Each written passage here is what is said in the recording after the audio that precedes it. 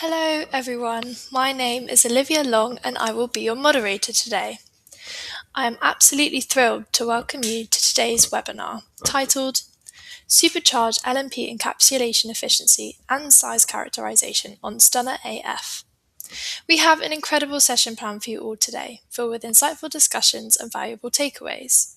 Before we get started, I'd like to extend a very warm welcome to our esteemed guest speaker, Dr. Kevin Lance, Director, Product Management at Unchained Labs. Please feel free to submit any questions you may have during the webinar today. To do this, simply head to the engagement window to the right of the auditorium and click to open the Q&A window. So, without further delay, I am delighted to hand over to Dr. Lance, and I would like to thank you for presenting to us today. Thanks for that introduction. I'm excited to talk today about how you can supercharge LNP encapsulation efficiency and size characterization on Stunner AF. One of the first things people notice about LNP samples is that they're really turbid, often so cloudy that you can't even see through them. Just like fog rolling in on the Golden Gate Bridge, you know that if only cloudiness were less of a problem, you could see some really spectacular things. Today, we'll look at how you can cut through that cloudiness in your LNPs for both RNA-loaded LNPs and plasmid-loaded LNPs to gather some really spectacular data. Something as complex as an LNP comes with a lot of questions. Is my LNP the size I want it to be? Do I have the right number of particles? Do I have any aggregates that have maybe struck? How much total payload do I have in my sample? And very importantly, what is the encapsulation efficiency? It can require a lot of characterization techniques to try to answer these. Unless you have a Stunner AF, then you can answer all of them at once.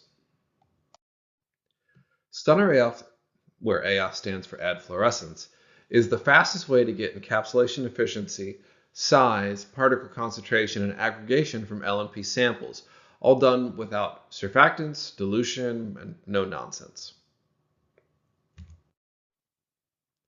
It starts with a tiny 2 microliter sample volume, and it's going to read that sample in a 96-well plate-based format, where instead of wells, we've actually replaced each one of those with a microfluidic circuit that has a 0.1 millimeter and a 0.7 millimeter path length.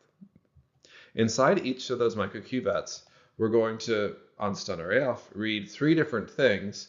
UV-vis concentration, that'll help us get total payload concentration for RNA or plasmids or any other payload you're interested in. DLS, or what we call it fit for purpose DLS, because we're doing a optional rotating angle DLS for larger particles. We'll talk about the advantages of that. And fluorescence, which is going to help us quantify, with the help of RiboGreen, the amount of free payload that we have present in our sample, and we'll use that automatically in our encapsulation efficiency assays. Here we can see exactly what sample loading looks like with the help of some fluorescein and a black light. In 2 wells, we've already added 2 microliters of fluorescein. As you can see, to load another sample, you simply add in 2 microliters into that input well, and the sample wicks into the microfluidic circuit. On the left, you can see those loaded samples, and on the right, now you can see the samples after being measured on Stunner AF. The 2 sort of oval or diamond shapes are the cuvettes for 1 sample.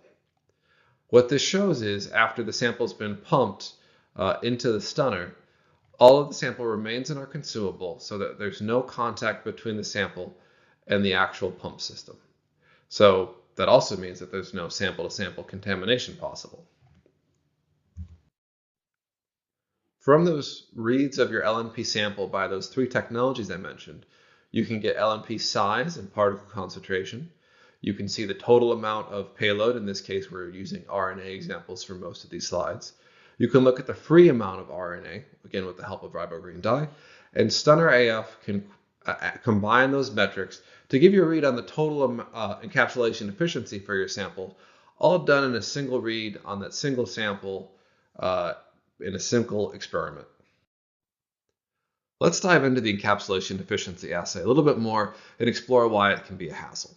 In a typical encapsulation efficiency assay, What we want to know is how much RNA is inside of our particle relative to the total amount of RNA. So let's say we have an 85% encapsulation efficiency. That's saying that 85% of our RNA is inside the particle relative to the total amount of RNA in the system. And ideally, you want that number as high as possible. How you evaluate this is through a two-armed assay, where one arm is adding a fluorescent dye, something typically like ribogreen, and measuring the amount of fluorescence that relates to the free RNA present in your sample, because that fluorescent dye does not penetrate into your LNP. In the other arm of the assay, you add a detergent or surfactant to lyse your particles, and all of a sudden your fluorescent dye can bind to every bit of RNA that's present, and the fluorescence will tell you total concentration, and a little bit of math gets you to encapsulation efficiency. Now, adding that detergent or surfactant is a bit of a hassle, requires an incubation step, can add a lot of variability to your assay. In addition, for some payloads, maybe RNA with a tertiary structure or specifically for plasmid DNA, that detergent can then change the structure so that it's no longer in the same conformation that you'd expect it to be relative to your standard curve. Stunner AF is going to simplify that encapsulation efficiency assay by using UV-Vis on that detergent arm, which means that you do not need to add detergent because UV-Vis will measure the total amount of RNA or other payload present without any particle lysis, incubation, and at a very high precision. At the same time, on Stunner AF, you're adding ribogreen in other sample wells, and you're going to measure the fluorescence present just like you would in the traditional encapsulation efficiency assay. Now, very helpfully, Stunner can create your standard curve for you, can automatically calculate the amount of free RNA, and can automatically calculate your encapsulation efficiency, all by the time it's done reading your samples. We've designed this assay on Stunner AF to have the simplest possible setup. For LNP samples across a wide range of concentration, it's easy to take 20 microliters of a master mix where we've added in a known amount of ribogreen, add 5 microliters of your sample or standard, if you're making your standard curve with these samples, mix them and load them on the plate. That's it. You don't need to worry about 2 standard curves. You don't need to worry about detergents or incubation. You're just ready to go and read this on Stunner. When you lay the experiment out, it's simple to paint where all the samples are with our click and drag layout in Stunner's software, or you could import from an Excel template to make things even faster or to keep repeating the same experiment over and over. Here we're showing the layout of a 12 LNP sample plate, but where we're reading each of those samples in triplicate, so we're able to understand the variability of those samples. You can also fit as many as 44 samples on a single plate alongside a standard curve, or you can spread as many samples as you like across multiple plates, so you can really push the limits on throughput. What we're seeing here in the software in front of us is our standard curve in yellow, again done in triplicate, buffer blanks in blue. We're looking at total RNA quantified by undiluted stock LNPs in green, and we're looking at fluorescence reads on free RNA in purple. Once Stunner has read that experiment, we're able to quickly calculate the standard curves in yellow, the total RNA in green, and the free RNA in purple, and get you to encapsulation efficiency for every one of your samples as soon as you open the results. Let's dive in a little bit more into how Stunner now looks at UV-Vis, because classically when you're looking at LNPs, they're that extremely turbid, cloudy mixture I mentioned earlier. Well, if you want to accelerate quantification, usually UV-Vis is the first thing you reach for, but that turbidity gets in the way since it blocks most of the light for traditional UV-Vis approaches, meaning that they will fail. Thankfully, Stunner has a few tricks up its sleeve. Here we're seeing an LNP sample in our cuvettes. Because LNPs are turbid, you can actually see them in the plate, especially at that 0.7 millimeter microcuvette that the arrow is pointing to. You also see it that the 0.1 millimeter microcuvette, because of the shorter path length, allows more light through. Those extremely short path lengths mean that we can handle these extremely turbid samples, still get light through, and do our UV-Vis measurements. Now, once you start reading those samples, you'll notice that they look different than any kind of UV-Vis sample you've seen before. On the left, I'm showing a simple read of RNA, like you might expect it with a peak at 260 nanometers and everything looking very nice and clean.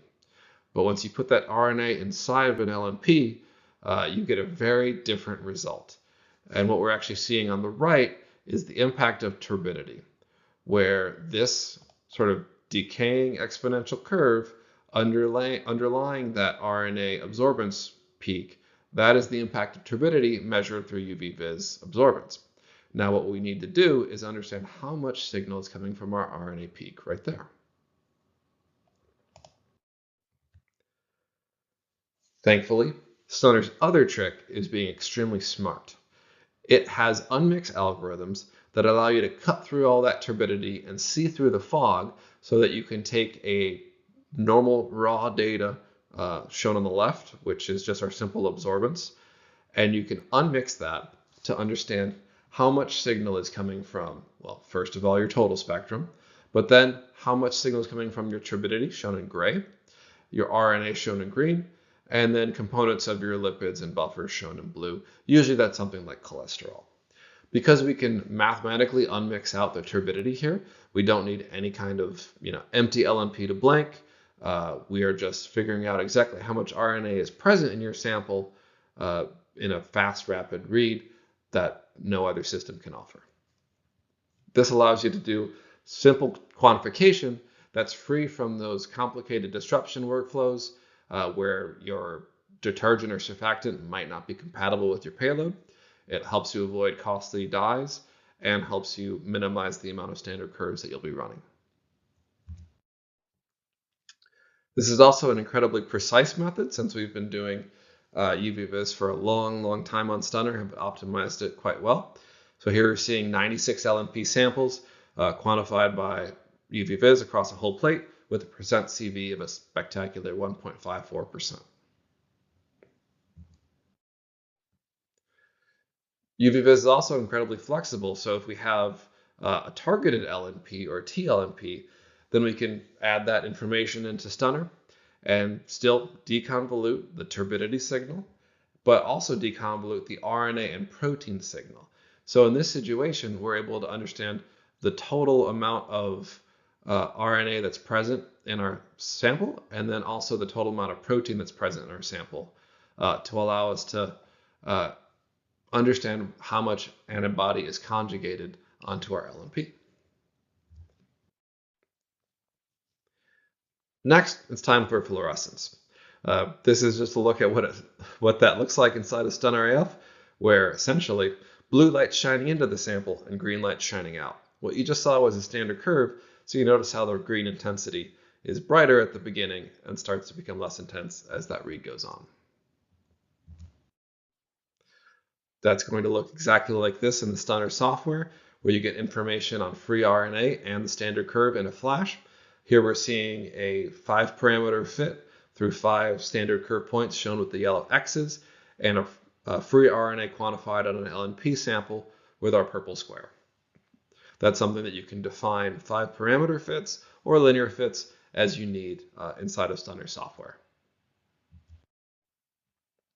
And the results from this kind of method line up quite similarly to classic encapsulation efficiency. Here we're seeing SM102, MC3, and cationic LNP encapsulation efficiency assays run side by side. You'll see really good agreement between that classic encapsulation efficiency, which is the 2-armed surfactant approach, and the Stunner AF assay. In addition to the 3 different ionizable or cationic lipid mixes, what we're also doing is taking that SM102 LNP and challenging it a bit with a low concentration RNA spike in and a high concentration RNA spike in, and seeing the decreases in encapsulation efficiency that we would expect. And lastly, but definitely not leastly, if that's a word, is TLS results for every kind of size.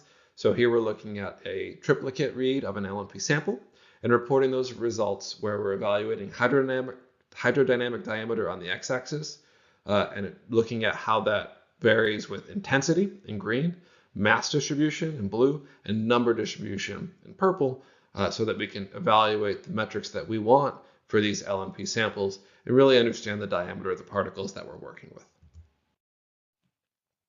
Now for DLS, we'll often talk about how we do fit-for-purpose DLS with Stunner. And what that means is when you're working with particles, sometimes you have smaller particles like antibodies.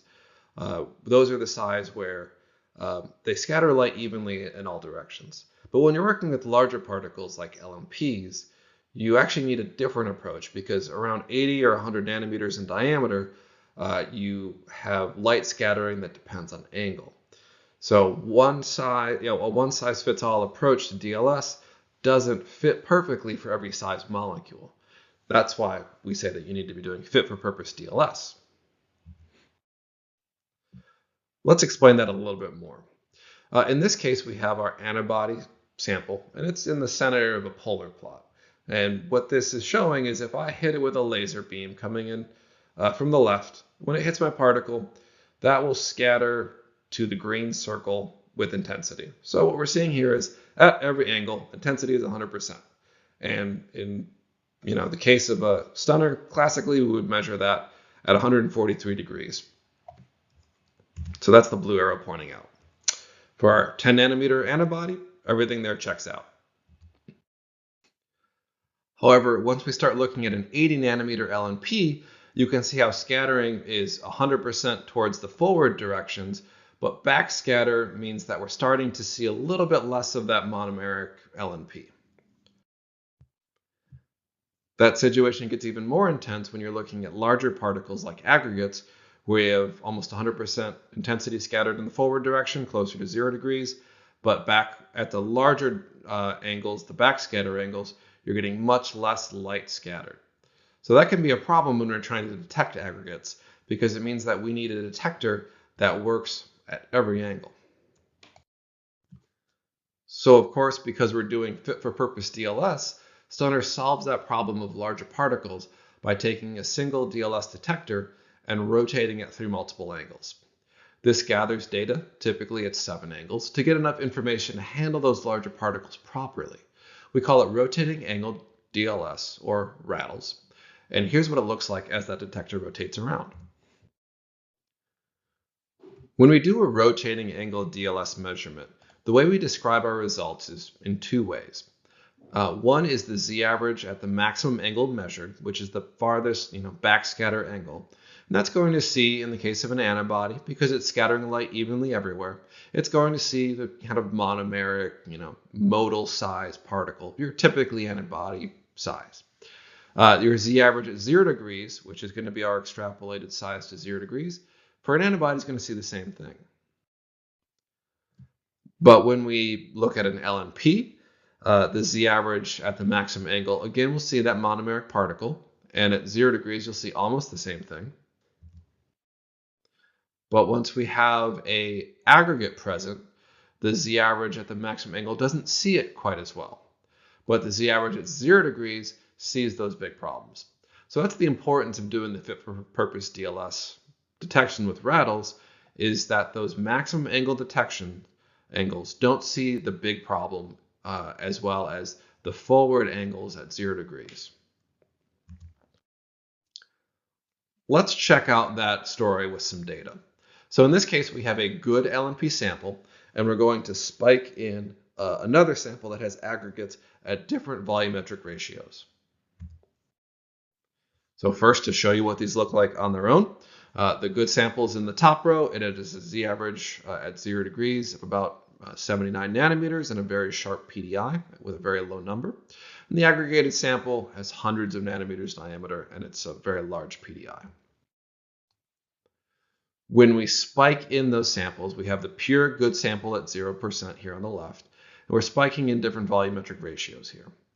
If we're detecting by max angle z-average, in other words, the angle that sees mostly the monomeric modal size and doesn't see aggregates as well, we get a really good idea that most of the LNPs present in our sample are about 80 nanometers in diameter. Great. And if we look at the z-average at 0 degrees, we all of a sudden see significant visible increases in that z-average diameter. So our 0% sample is about 78 nanometers again, but it increases all the way to 244 nanometers in diameter for an average size, which is great because we know that we're spiking in those very large aggregates, and we want to be able to detect that. Lastly, what we do with all that DLS information is we present a particle size distribution, but we also give you particle concentration information. So you can understand how different samples stack up relative to each other. In this case, we have a smaller diameter LNP and a larger diameter LNP, and you can see that the concentration of the particles correlates with exactly what you expect, where the smaller LNPs have about 10 times more particles present when they're made with the same amount of lipid material. And the last thing I'll point out for DLS on Stunner AF is that it's a plate-based method, and cuvettes really just can't keep up with the throughputs that it can provide. So if we're going to try to do hands-on time to get sizing information for 12 samples, with a cuvette-based method, we're going to be sitting at the lab bench for at least 2 hours. With Stunner, we're going to get that information in about 5 minutes. And I had a scientist one tell me that if you told me I needed to measure 96 samples by DLS on a cuvette-based method, I would probably cry. So when it comes to scaling that up to even more samples on Stunner AF, it's no problem. It's just pipetting into a plate and popping it into the Stunner and letting it do all the work. So that's a look at how Stunner can provide you with all of the need to know info on LNP samples. So here we're looking at 3 different LNP formulations, SM102 as the ionizable lipid, Alco315, and DDAB as a cationic lipid. And in a single read on Stunner, we can evaluate these 3 different systems to get to a Z-average diameter, an encapsulation efficiency, a total payload concentration, and a particle concentration, all in a hands-off, really easy to set up method. And lastly, I want to talk about plasmid-loaded LNPs. So for this experiment, what we did was we loaded plasmids into a 4-component LNP mixture that you can see in the bottom left of the slide there, and produced them on sunshine to give us really nice homogeneous LNP samples. When we characterize them on Stunner, here we're looking at triplicate samples as individual bars, and in the case of these LNPs, we're also running them in technical triplicates, so you can see some error bars on some of these metrics. In this case, our size was about 115 nanometers, plus or minus 3 nanometers, so an incredibly precise Z-average diameter there. We're looking at the max angle for that Z-average diameter. For our encapsulation efficiency, we had a yield of about 87%, plus or minus 6%. So that means almost all of our plasmid was loaded into our LNP. And the payload concentration we were operating at was about 40 microgram per mil. And we produced very similar particle concentrations across all 3 of our individually ran LNP samples. So it was an extremely successful loading of our plasmid DNA-LNPs, showing how precise you can be when you're evaluating plasmid DNA concentration by UV vis, and you don't have to deal with messy surfactants that lyse your particles. That's a look at Stunner AF and how it can provide all-in-one, hassle-free LNP characterization. And with Stunner, you can cut through the fog of LNPs to see all of the spectacular details that you really want to know about your sample. Thank you very much for your kind attention, and now I'm excited to tackle some questions. Thank you so much, Dr. Lance, for your engaging presentation today. We truly appreciate the time and expertise you shared with us. It was a pleasure having you as a part of the webinar. We will now move on to the final part of today's webinar, the question and answer session. As a reminder, to ask a question, you just need to simply head to the engagement window to the right of the auditorium and click to open the Q&A window. So, to kick off this final portion of today's event, the first question I have asks, is the Stunner AF a different instrument altogether from the regular Stunner? Yes. So in July 2025, we launched Stunner AF. So it takes the technology of Stunner, which is UV-Vis and DLS, and adds on those fluorescent modules that you saw that made encapsulation efficiency possible. So it's a sort of an upgraded flavor of Stunner. That's great to know. Thank you, Kevin. I've got another question here that says, why do pDNA containing LNPs tend to be more sensitive to surfactant-driven disruption rather than RNA LNPs in encapsulation assays? That all has to do with the plasmid DNA itself. It has this intense, tertiary structure. It can be wrapped up and supercoiled. So that structure can be disrupted by surfactants. And when you do that, it can be very challenging to compare between a standard curve where you maybe don't have the same surfactant and lipid environment, and compare between a standard curve and unraveling, opening up plasmid sample. So that's really the main challenge there, is the compatibility between standard curves, adding surfactants, and structure in your sample. That's great to know, thank you. I've got a question here that says, why does Stunner AF not need to use surfactant for its EE percentage workflow? So that's all related to Stunner's ability to quantify payloads through purely UV vis. When you shine light through a sample, you're getting a bulk measurement of everything that's in that sample. So there's no need to lyse everything. You're already understanding, say, for example, total RNA or total plasmid DNA or total protein, whatever, just by measuring absorbance, as long as you can get light through it and you can mathematically eliminate that turbidity signal. Thank you for that answer. I've got another question that's come in. It says, what makes up the bulk of the hands-on time when you compare between RiboGreen and Stunner AF workflows? So a lot of the preparation is quite similar. I would say we've optimized it on Stunner AF to make it very easy to pick a single dilution and move forward. But at the end of the day, you're preparing a standard curve and diluting it. That's going to take most of your time. Although Stunner AF does allow you to run the sample without any incubation step, because we're again avoiding that surfactant addition. That's great to know. Thank you, Kevin. I've got a question here that says, what are all the consumables you need to run Stunner AF? So it's going to be, of course, Stunner plates that we talked about in the experiment, and RiboGreen and standards, so usually standard RNA that you'd expect.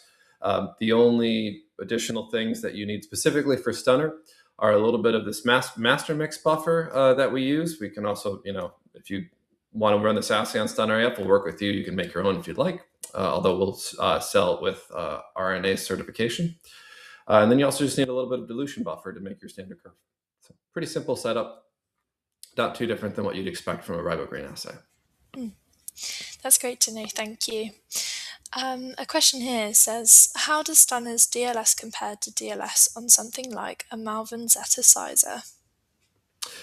So if you're trying to get answers that look the same, they match up quite nicely. They can both give you answers looking at backscattered DLS, and then Stunner adds on the ability to look at all of the angles of DLS and really give you the most sensitive answer to determine if aggregation is striking your sample. So it's easy to bridge methods, and you get results that allow you to look, backwards and forwards across your history of samples. That's great to know, thank you. Another question here says, are there other nanoparticle types where surfactant-based methods are particularly problematic? Yes, definitely. We've seen this with two kind of particle types. The first is polymer nanoparticles. So in other words, samples that just don't inherently lyse when you add surfactants to them. So this technique can still be used in those kinds of experiments, whether your payload's nucleic acid or small molecule. And the other kind is just where you have these advanced lipid formulations in your LNPs where they don't, again, lyse because of surfactants. So we see that occasionally where we're looking at more customized chemistries with these lipids these days. And so sometimes you can get LNPs that, in fact, don't lyse. Thank you for that answer. We've had another question come in that says, would Stunner plates be compatible with high throughput automation for loading? Yes, yeah, they absolutely are compatible. Stunner plates follow normal, spacing rules for 96 well plates. So if you have a automated system, I think we've worked with every single one repeatedly at this point. If you had an automated system, it would just locate where the center of the wells would be in a 96 well plate, and you'd load in 2 microliters of sample So that's something that we've done a lot at this point. It's very automation friendly. That's great to know. Thank you, Kevin. And I'm afraid that is all we have time for today. I'd like to give a huge thank you to our amazing guest speaker, Dr. Lance, for sharing your knowledge and expertise. And of course, thank you to all of you who joined us today. We hope you found the discussion insightful and that you walk away with new ideas and perspectives. If we weren't able to get to your question today, don't worry. We'll be following up with the answers after the webinar. And if you have any additional questions after the session, please feel free to reach out to me at the email address editor@selectscience.net. Certificates of attendance will be automatically emailed to all live attendees a few days after the event. For those watching on demand, a certificate can be requested by emailing us at the same email address. The on-demand recording will be available in just a few days, allowing you to revisit the webinar or share it with colleagues or friends. Once again, thank you to everyone for attending. Stay tuned for updates on future webinars, and we hope to see you again soon. Take care and have a wonderful day ahead.